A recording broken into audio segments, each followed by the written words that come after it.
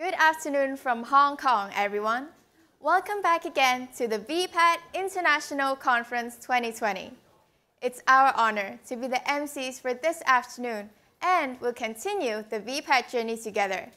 My name is Noni. And I'm John. Noni and I are students of the Hong Kong Institute of Vocational Education of the Vocational Training Council.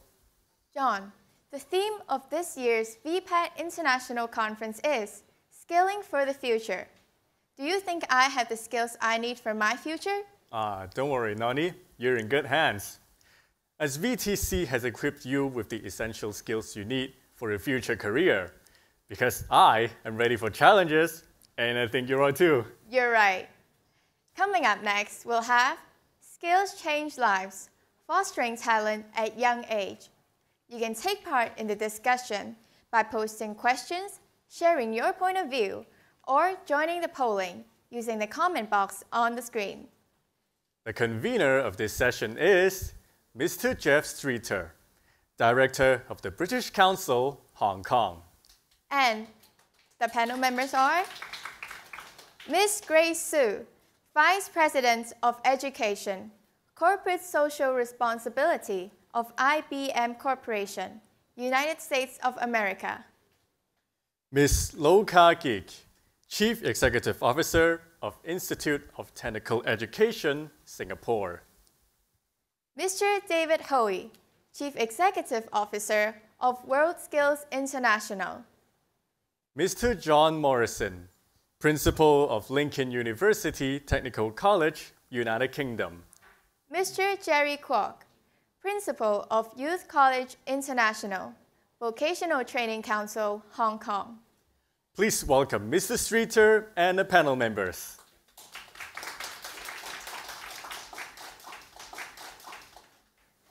Good afternoon, everybody, and good evening or good morning to those of you around the world. I know we've got a very international audience. It's wonderful to be here at the I, part of VTC, and thank you again to VTC for hosting this wonderful conference. As you've heard from our wonderful MCs, we've got a very diverse panel, and in fact they're scattered all over the globe, as we hope you, the audience, are as well. Now, to kick us off on this session, I thought I would, rather than me talking for a few minutes, we're going to go over to a very interesting, thought-provoking short video from the OECD. So we'll take a look at that, and then we'll get into some polling and some questions. Hallmark of the 20th century. Late last century, the internet and new jobs in computers, electronics, and finance spurred the automation of manual tasks and increased access to information. We are now in an age of accelerated technological innovation, global digital communication, a shared economy, and mass migration with increasing levels of urbanization. Working life has also changed, with the workforce taking on shared decision-making responsibilities in flat and open organizations.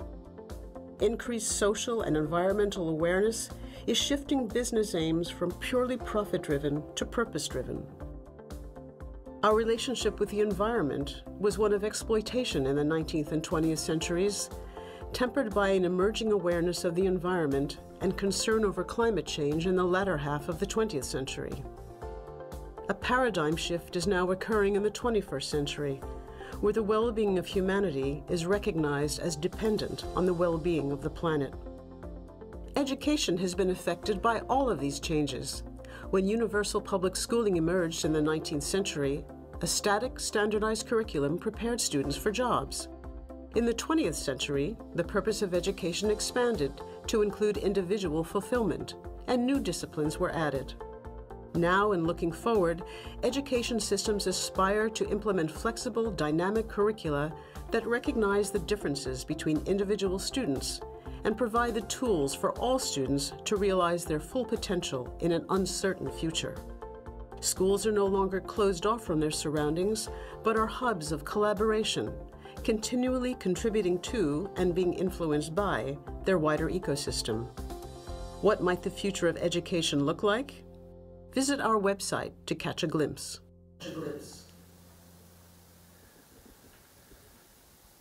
Okay, everybody, I hope you enjoyed that video. We're going to carry on really with some of those themes by giving you now the first polling question, which is, I hope that's now going to be on your screen. And it's really about change. Yep, it's up on your screen now.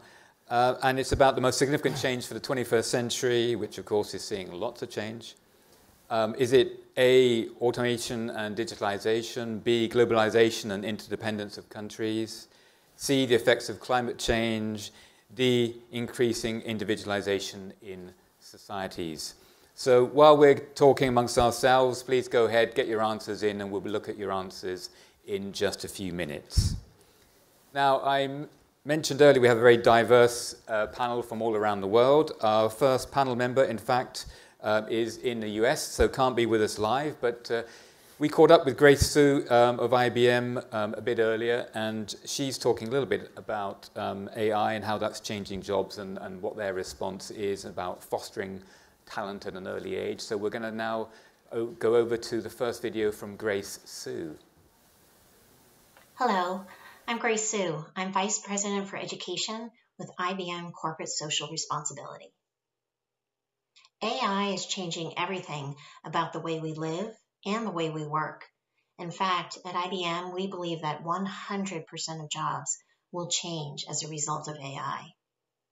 As a company bringing these innovative technologies to market, we believe that it is our responsibility to ensure that learners of all ages have the skills required to participate in the 21st century economy. We're investing in what we call new-collar jobs. These aren't blue-collar jobs and they're not white-collar jobs, but they are jobs that require more than a high school diploma, but not necessarily a traditional four-year degree. There's an emphasis on skills and not just degrees. New-collar jobs are in exciting areas like cybersecurity and data science. So what is IBM doing? Well, we're investing in a number of programs, apprenticeships, returnships, opportunities for young people and adults to upskill and reskill. One of our core programs is called the PTech School Model. PTech is really a new way of high school. Rather than 4 years, it expands to 6 years so that when students graduate, they're not just earning a high school or secondary school diploma, but they're also earning a 2-year college degree. All PTech schools are partnerships between high schools, colleges, and industry partners, each providing their best expertise to ensure that students graduate with skills to either enter into a new-collar job or to go on for more education. Students at PTech schools take high school and college coursework at the same time, and they also participate in a range of workplace experiences that include mentoring and paid internships.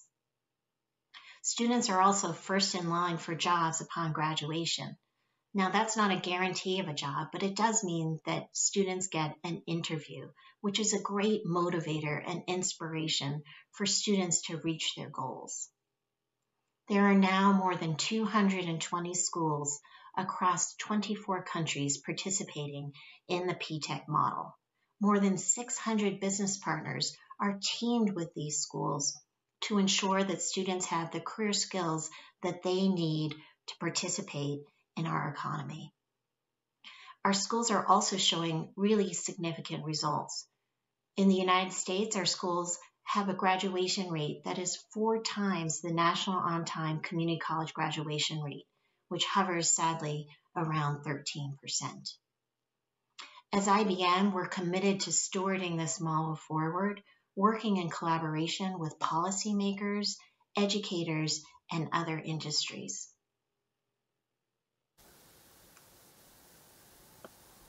Now that's fascinating. And now, well, you heard the expression new collar, which is new to me, and I think you find that quite an interesting term. But we're now going to go over to Singapore and Khah from ITE, who are doing great things in Singapore.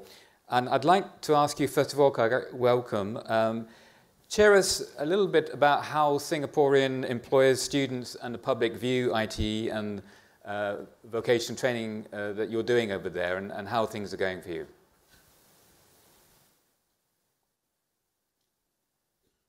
survey that we conduct once in 3 years.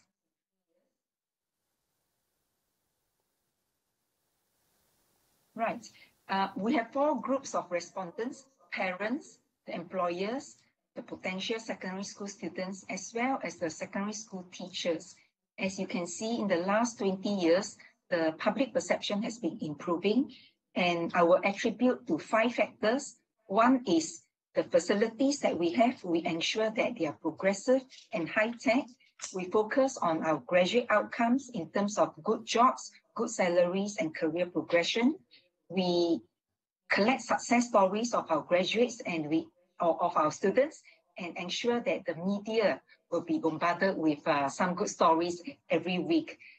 We do active outreach to the parents, the students, and teachers. We realized from earlier survey that the teachers are a huge influence on the students' decisions to come to ITE. So we note that the need to really focus on ensuring that the teachers have the good information about ITE. And the last group, employers, we work actively with them as well. And I'll show you a next slide where we conduct the survey of employers to ask for their feedback, and they highlight to us their satisfaction, our strengths, as well as the area for improvement. If you look at the survey results, you can see that indeed we deliver strong technical skills, our students have good work attitude and overall good work performance, but an area that IT has to focus on will be on soft skills. That's really impressive, Khah. I just wonder, it looks so good, but there must have been challenges along the way. Could you share 1 or 2 of the biggest challenges for you?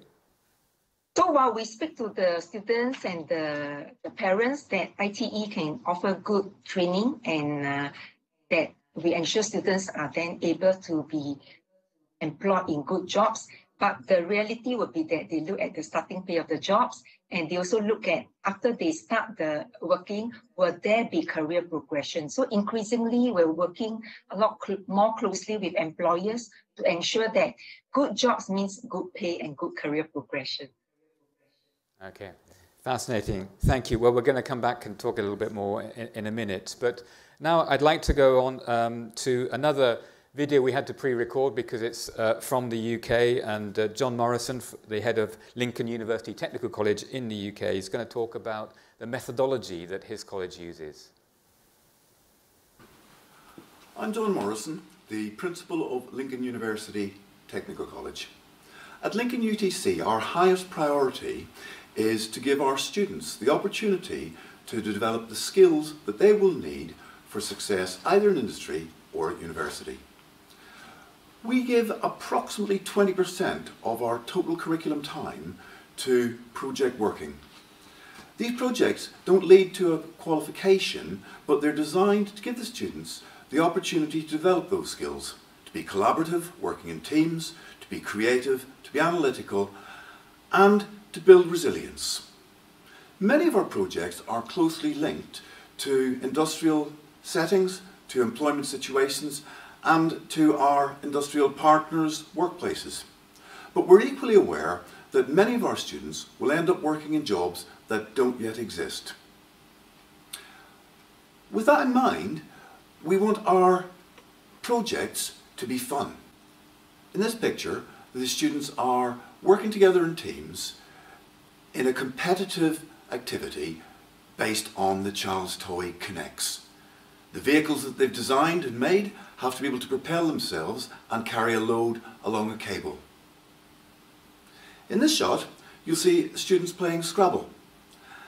The project element is that after they've developed an understanding of the game, they then have to design a number-based version, which the students called Numerable.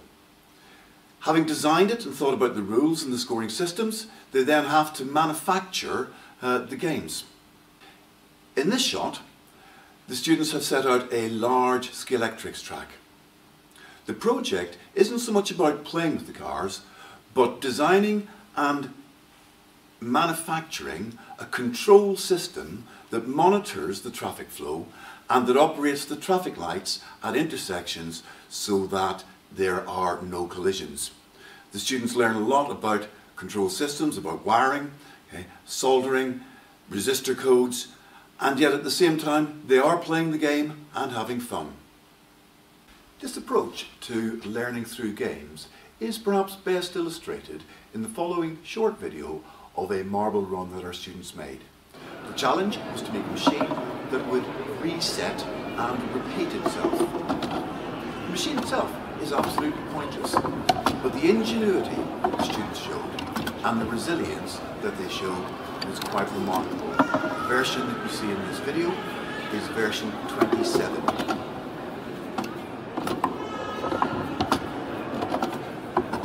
Thanks for listening. Thanks for watching. Now that way of learning certainly looks like a lot of fun, and we're going to come back to project-based learning and compare with Hong Kong in just a minute. But now to continue our sweep around the globe, we're going to go over to Australia and listen to David Hoey talk about the work of WorldSkills. So over to you, David. Yeah, hi Jeff, and hello everyone. As per the theme of this session, skills do change the lives of young people around the globe. WorldSkills plays a very important role in terms of highlighting and promoting the value of skills. We raise the profile and recognition of skilled people, and we show how important skills are in achieving economic growth and personal success. So WorldSkills and its members help young people who want to change their lives and the fortunes of their communities and societies. Our skills competitions measure excellence, they celebrate champions, and they encourage hundreds of thousands of young people to turn their passions into a profession. So let's watch a video to better explain this.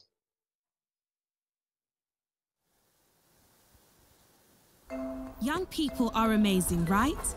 We get things done. But it's really hard out there now, and the workplace is stacked against so many of us due to race, gender, and where we live. What are we supposed to do? At WorldSkills, we believe what young people need to be able to survive and thrive is skills. Skills matter. They change lives by building self-esteem and releasing potential. They open up opportunity and connect communities. At WorldSkills, we've built a movement that's changing young people's lives through skills, reaching 2/3 of the world's population. It's a movement of change.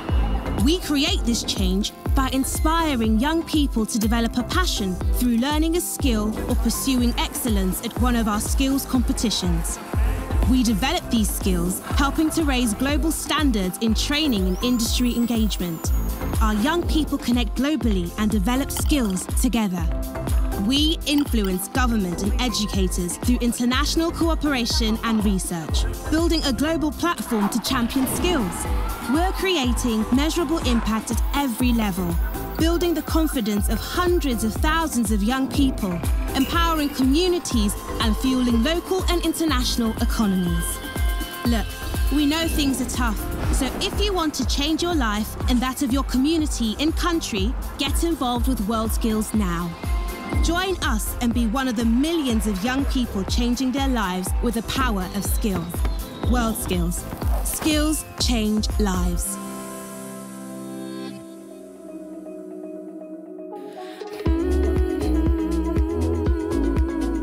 Skills are my life, and WorldSkills changed my life. I trained as hard as I could. I competed at WorldSkills Abu Dhabi 2017. This was the first time Zambia competed in this field. Being able to practice my skill on the world stage sounded too good to be true. Another measure my skills would take me to WorldSkills International Competition. A chance to get into this world stage, a chance to broaden my horizons. This has light a spark in me I wish to light in many more youths across the African continent and the world at large. We really want a world where all young people feel like they are flowers in full bloom. Well, I think you'll agree with a lot of global inspiration there. Now, having gone around the world, we're coming back to here, Hong Kong, and VTC's very own Jerry Kwok, who heads the Youth College International, to talk a little bit about their methodology, which, not unlike we saw earlier from the UK, is project-based learning. So I'd kind of like to ask you, Jerry, first of all, how is this different from other pedagogical methods, and what are the real benefits of doing this? Thank you, Jeff. We adopt the project-based learning as a major strategy in our programs. Just like John mentioned, they also use the project-based learning approach. We aim to provide the autonomy for a student to drive their own learning, help them, teach them how to creating new solutions and developing new ideas. Our project design is authentic and related to industries to solve real problems. Students can gain the real-life experience, can apply learning into their subject areas. Students can also focus on an area of personal interest and decide how to show what they have learned and can do in the project work. We encourage our students to provide them opportunity for the authentic project that is personal and meaningful to them. Let me have us. We encourage students to exercise course disciplinary and course module skills to complete the project, which command knowledge and skill embedded in different coherent modules in different vocational fields. Students can take this opportunity to learn how to integrate different knowledge and skills to generate solutions to a problem. By adopting this core disciplinary and course module project-based learning approach, our student learning can become an integrated process, not separated.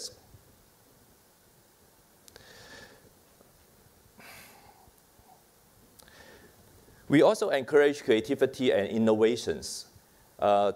Students are requested to think outside the box and solve solutions, solve the problem in a new and interesting way. As we all know, current employees are expected to think outside the box, learn new information quickly, and provide valuable input when working in groups.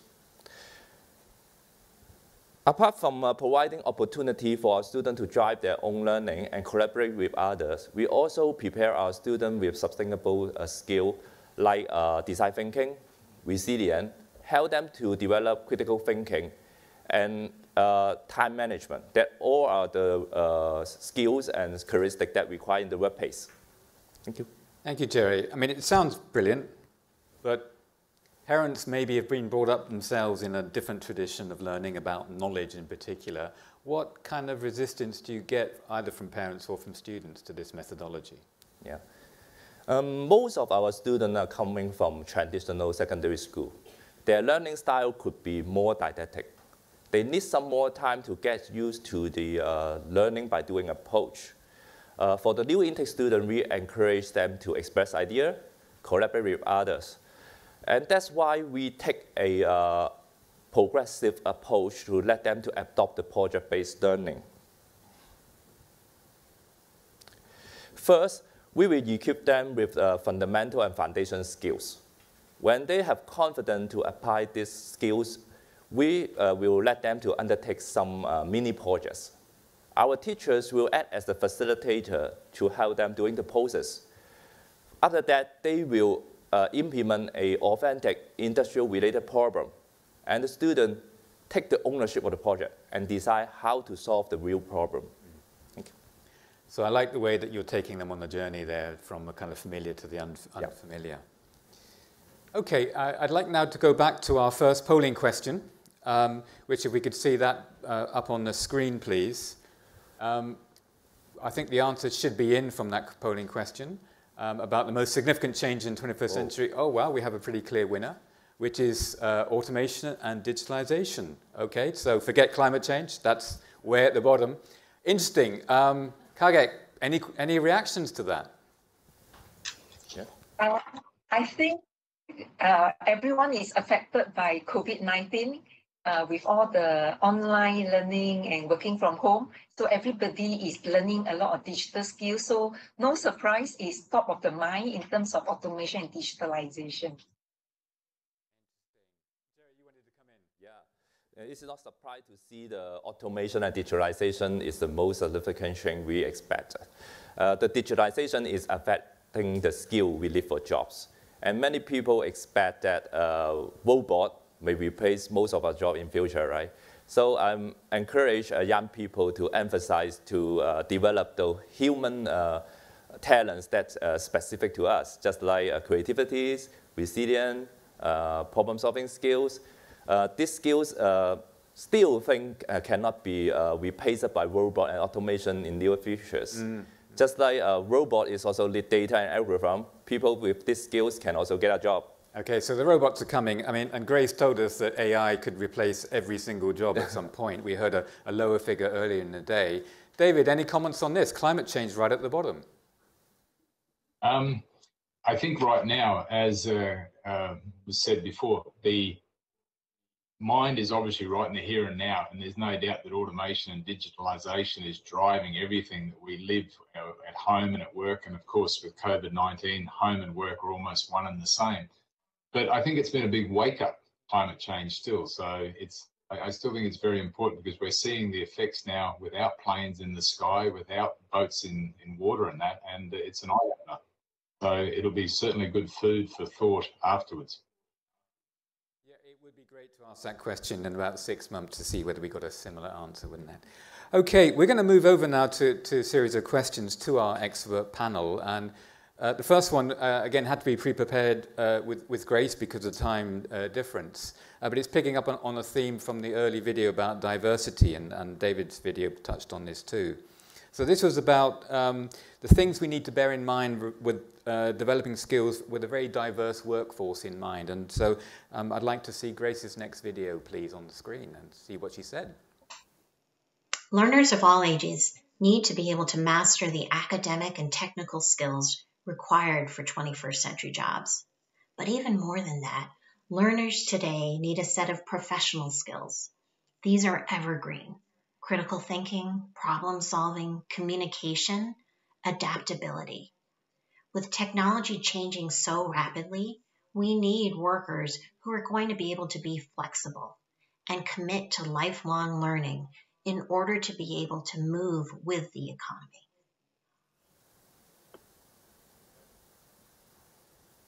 And I'd also like to pick up with, well, in fact, we did this earlier with Grace, picking up on people's concerns, young people's concerns, although not, it seems, to the audience today, on issues around sustainability and the environment, and how that might be integrated into the skills approach to learning. So could we listen to Grace's second video, please?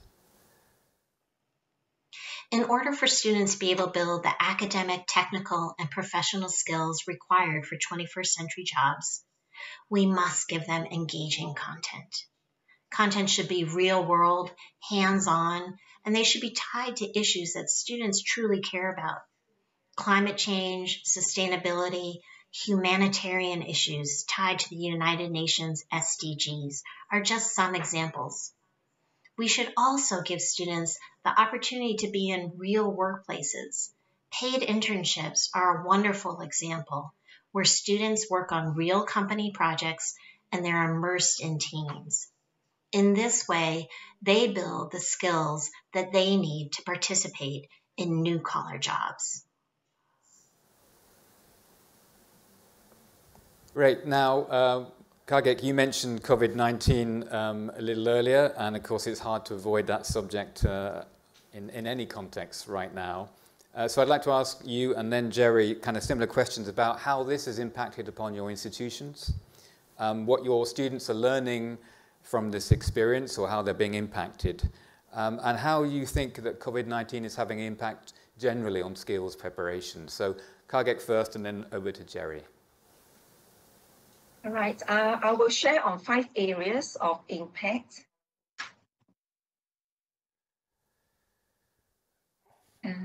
Right, so there are 5 areas where we can feel the disruption, but I will also comment on how I think post-COVID-19, some of these new approaches may continue to be with us. So first is about online learning. We have always had about 20 to 30% of our learning online, but with COVID-19, it's now become 100%. But we think even when COVID-19 is over, online learning, the proportion will continue to be high.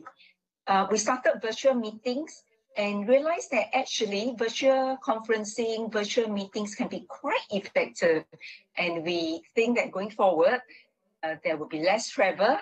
We may be meeting a lot of our overseas counterparts through virtual conferencing.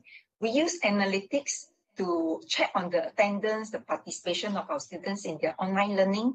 But going forward, we think analytics together with AI can really help us to customize learning even better.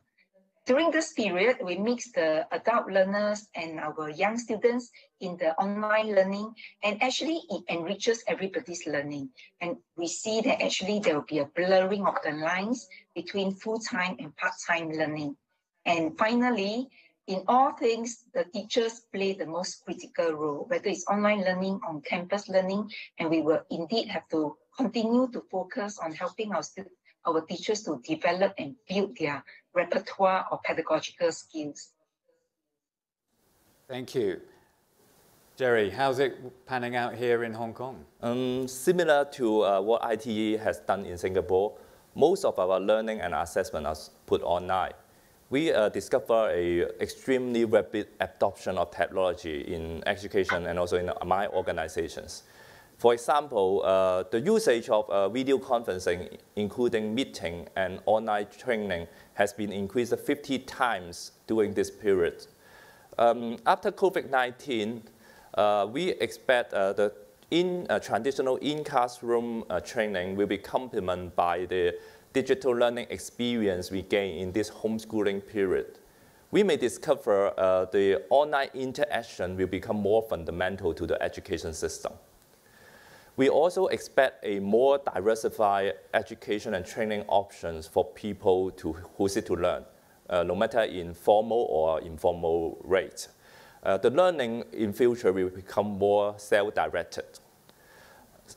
We have been using some simulation software for practical training, but there is still a lot of practicum cannot be replaced by online method in current technologies. We are expecting further technology advancement, maybe in AR, VR, or AI, that can make more online practical training possible. Another thing we need to address is that the online quality of the online learning is heavily dependent on the level and quality of the digital access of students. We have some students don't have enough equipment or even no broadband access for online learning.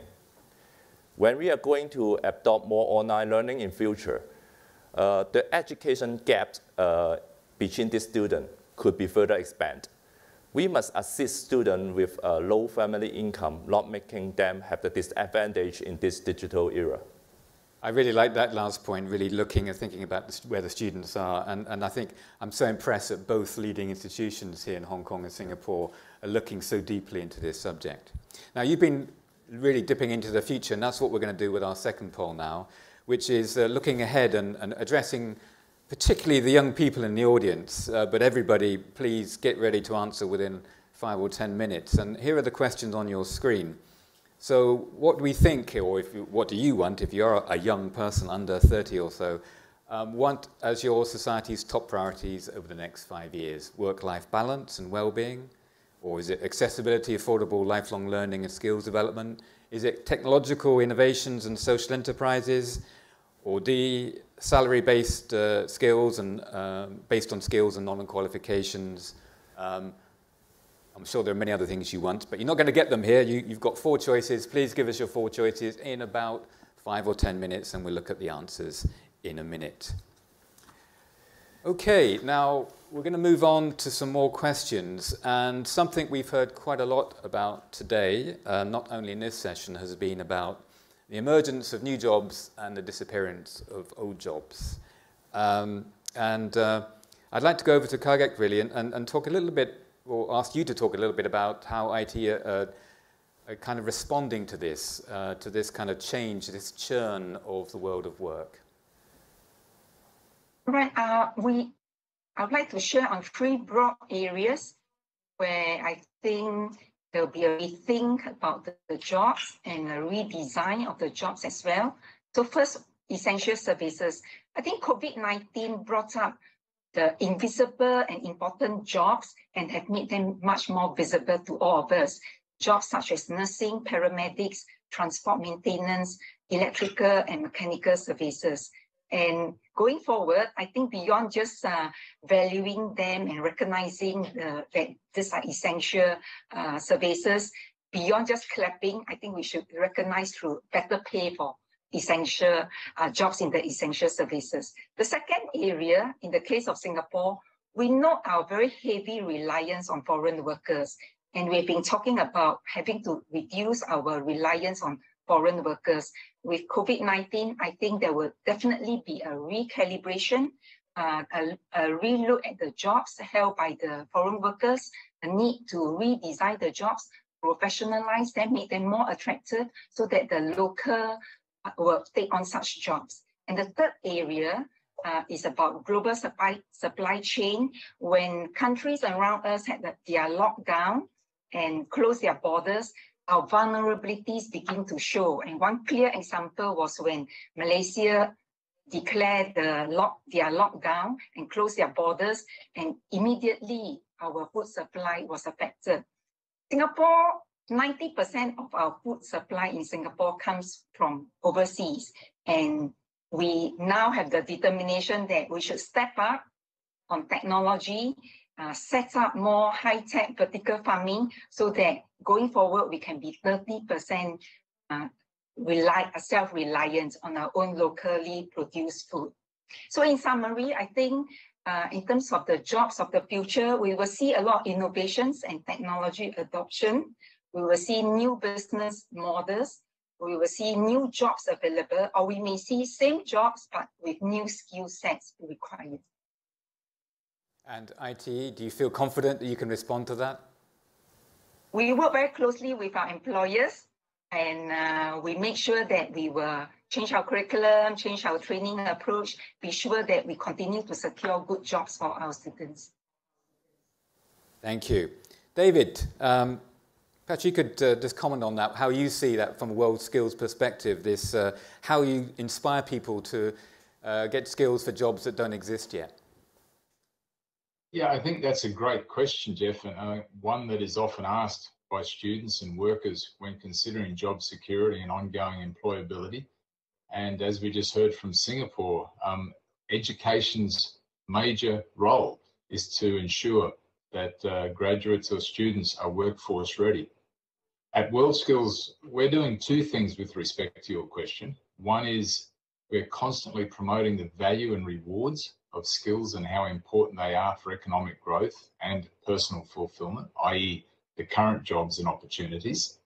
The second is that in partnership with industry, commerce and service organisations, we are showcasing future occupations in industries, and these are the future jobs and career opportunities.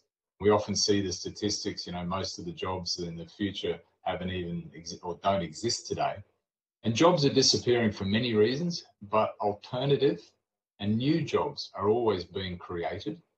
Alternative and new jobs are emerging quicker than ever. And so the best way to prepare for this is to increase our adaptability and to embrace lifelong learning and to provide those opportunities for anyone in the workforce or wanting to go into the workforce.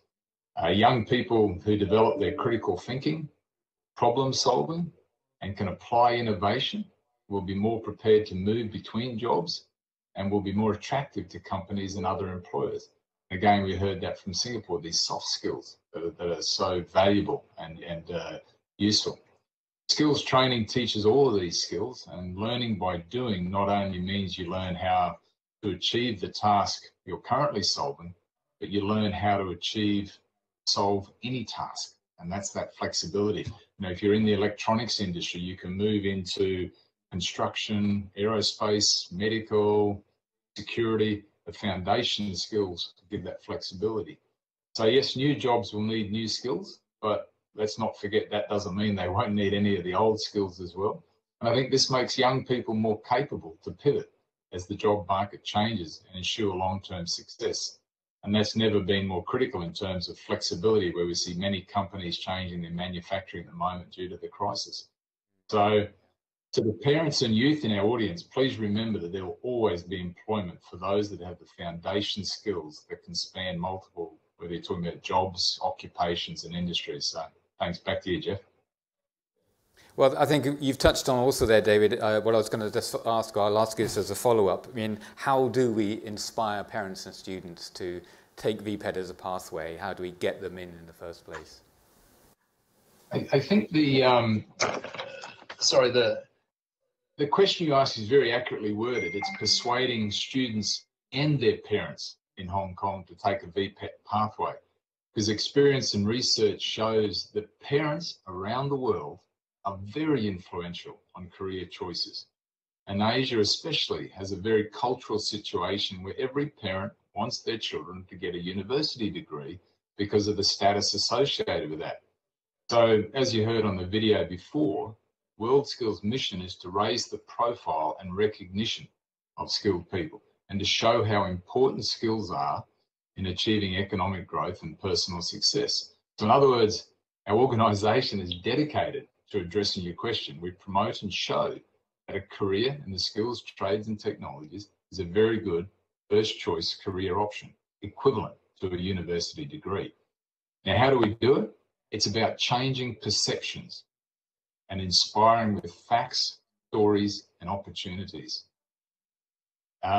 Sadly, while parents are arguably the most influential on a young person's career choices, they're often the most ill-informed. You know, their knowledge and understanding is years out of date. And even some of the career counsellors at the secondary schools are lagging behind the market. So we inspire young people to develop a passion for skills and pursuing excellence through competitions and promotions. And a skills competition is a skills festival. So while existing students can compete to see how good they really are and we inspire excellence and benchmark performance, we are also showcasing the massive variety of skills, occupations and industries that are career opportunities for young people. This opens the eyes of students, parents, educators and government officials, people who write policy and those sorts of things. And we also showcase success. Skills people are entrepreneurs, they're innovators, project leaders, company heads and educators, and young people love to see other young people and hear their story. In fact, in the final session today, it's called the Reflection Session, I know, it features Miss Pearl So from our WorldSkills Champions Trust, and Pearl started her skills journey in visual merchandising as a VTC student in Hong Kong. And today, she has her own exhibition design business and designs some of Hong Kong's most exciting and engaging events. And I encourage everyone to tune into that final session and listen to Pearl. So by highlighting these stories of skills success and promoting skills excellence, we hope perceptions are changed and young people are inspired to follow their passions. So thanks, Jeff. Thank you, David. And that leads neatly back here to Hong Kong. And I was going to ask Jerry about this, about what VTC do to inspire parents to get their children into the system. Yeah, basically I agree with the points from David. There is a social misunderstanding about the VPET career. Actually, VPET has already been a key driver in manpower development in Hong Kong. But most of the parents, stakeholders that David mentions consider VPET is only a second choice. I think I agree as if we have to strengthen the promotion of VPET in the community. And let the young people understand the value of skills. Light up the industry and seek support from school. Let young people to have an early exposure to the VPET opportunity that are available. And also, just like they will say, we show some successful story and let our young people to appreciate the real opportunity that VPET can offer. It is very important to let our young people to foster their interest in VPET in an early stage. We also need to encourage young people to start their career based on their enjoyment. It's also important to strengthen the understanding of the VPET pathway in Hong Kong. We need to change the social impression that the VPET student cannot articulate to higher qualifications. Just like David mentioned about the applied degree has widely adopted in worldwide, especially though European country. Its qualification is equivalent to a conventional academic degree. We are now working in the development, strengthen the development of applied degree in Hong Kong. We want to let the community understand that VPET is on par with the traditional academic pathway in terms of quality and recognitions. For me, I think we should let young people have choices. One is from the traditional academic pathway, and the other is the VPET pathway. The most important is to let them understand both pathways can come to the same destinations. So with a clear VPET pathway in Hong Kong, I think we hope the young people can really choose the VPET option. It's an option, it's not a second choice. Yeah. I think that's a really nice way of putting it. It's an option and not a second choice, and I hope that's a message that we can really get out to parents watching today. Thank you very much for the panelists for those answers to the questions. We're going to come to the questions from the floor in a minute, but first I'd like us to review the answers to the polling question that we put out just now. So if we could put the answers to the second polling question on the screen, please. So what young people want as their society's top priority in the next 5 years is, okay, here we go. Work-life balance and well-being. Well, that's great. Wonderful. A bit of a shock as well. Wow. Jerry, what do you think about that? It is not a surprise to see young people, most of the young people here on online like the work-life balance. Just like we mentioned in a previous question about automation and digitalizations, it is unavoidable to see some AI and automation to replace some of our work. And I'm thinking if there is really one day a human move to work with with skill more interpersonal or higher level or analytical skill, and then let all the manual tedious work to the robot, we may be able to shorten our working hour. It is not a bad thing if we can only work 4 hours a day and let the robot to do the rest for us, and then we have more life enjoyments. But of course, these dreams may not be very soon.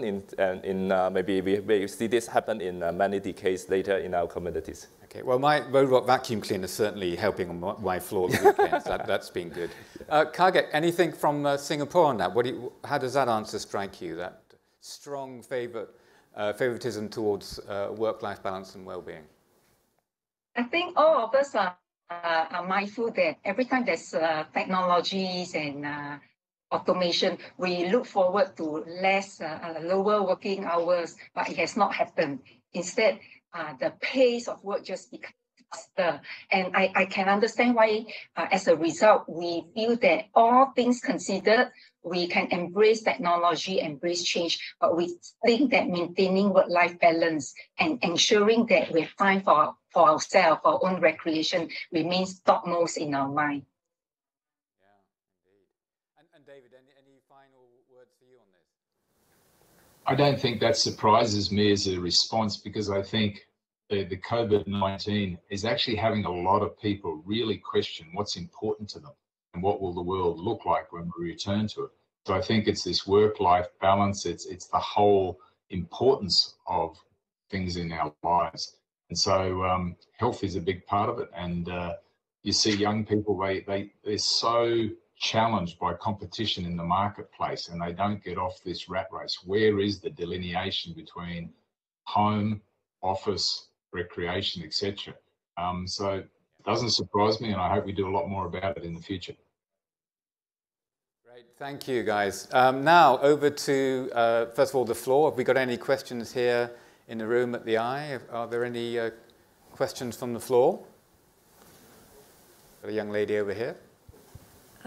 Hi. Good afternoon. I'm Minnie from VTC. I would like to ask how to develop the habit of self-learning at a young age and pursue it lifelong. Great. Well, that's a lovely question. Jerry, you talked about self-directed learning, so maybe you could take that first. Okay, thank you, Jeff. I think currently we have so many diversified options for learning.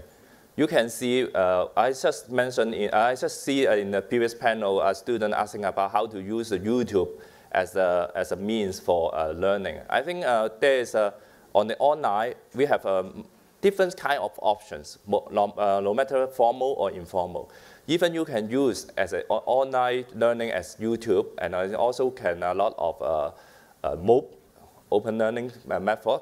So if our young people is now digital very ready, they can, from the internet, they can select a lot of options to have the training.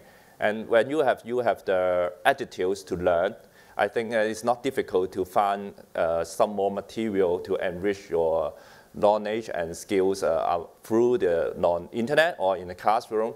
So I also agree that the best education system is how to let a young people or people to be a lifelong learner. Yeah. I have one particular thing I'd like to mention is I think it's important that we don't crowd young people's time too much at a young age, and that they have time to get a little bit bored and then curious, and they find things that they really want to get, rather than being told to learn this and learn this and then do that. Have a little bit of space and a little bit of what we almost might want to call sort of benign neglect in a very short order, just to allow people to develop their curiosity at an early age. Khah, would you like to comment on that question?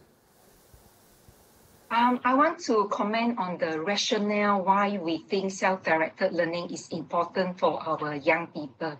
It is precisely because when they leave our institutions, they will be on their own, they'll be working, and they probably have to work for the next 40 years.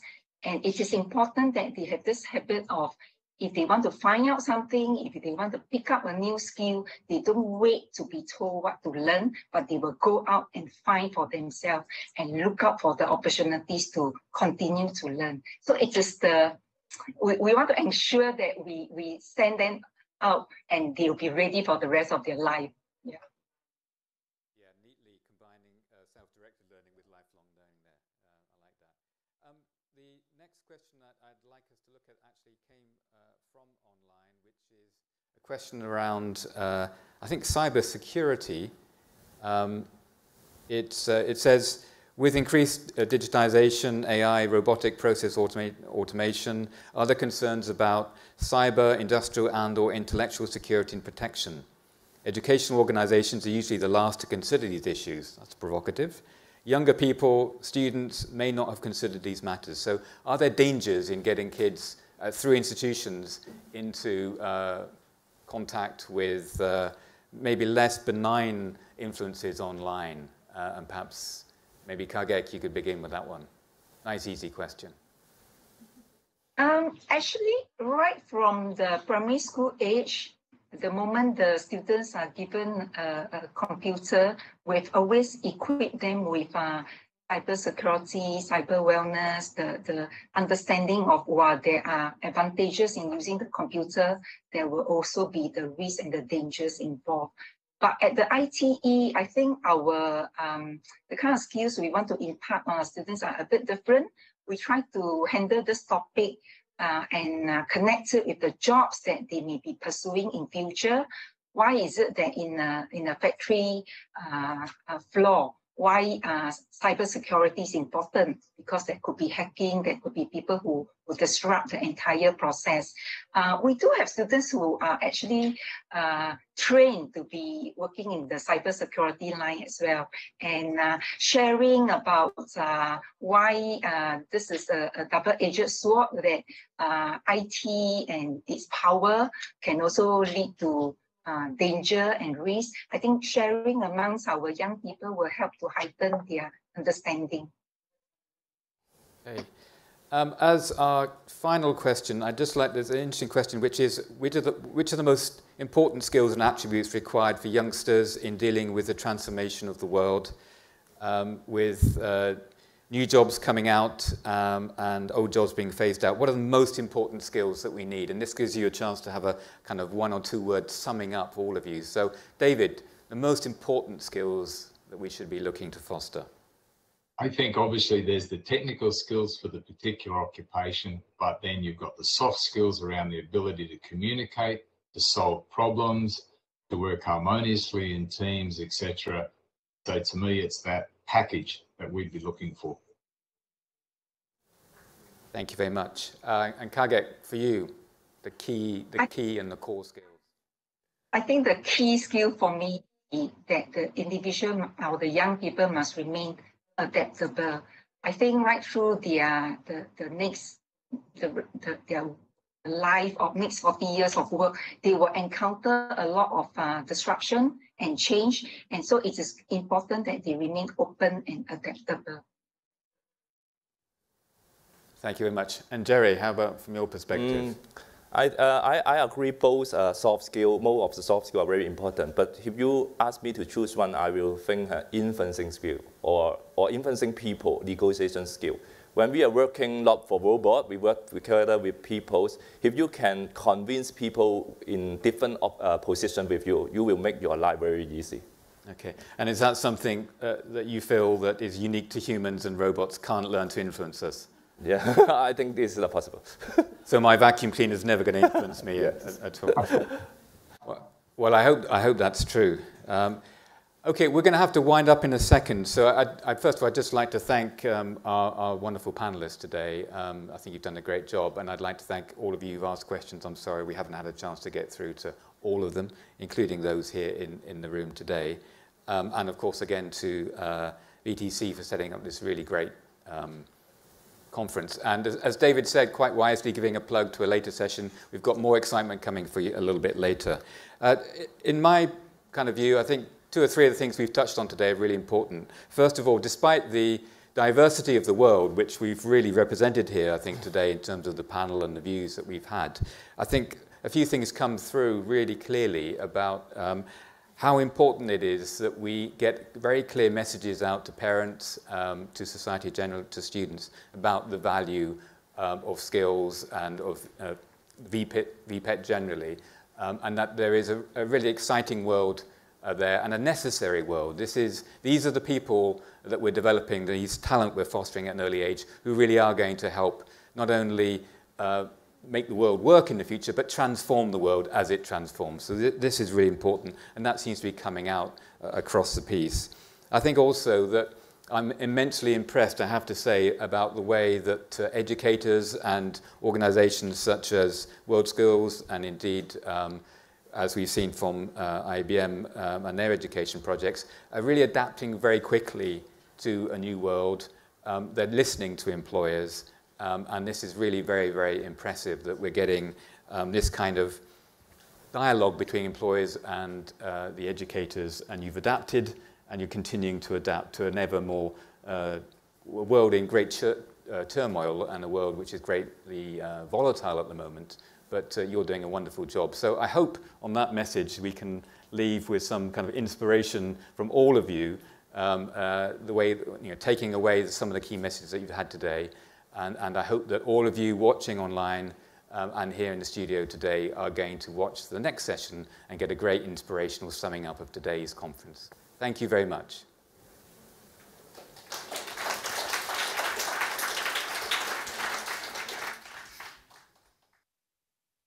Thank you, Mr. Streeter and the panel members, for your valuable comments. Thank you so much for the overwhelming responses from around the world. John, do you fancy a cup of coffee now? Certainly, Nani.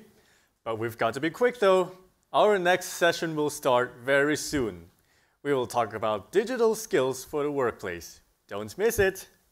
By the way, talking about technology, it's... Nani. Oh, sorry. I can't help it. My teacher just shared something interesting with us. Oh, really? I want to see it too. Stay tuned to find out more about our Cybersecurity Center and how technology enhanced our learning. See you all again soon. See you.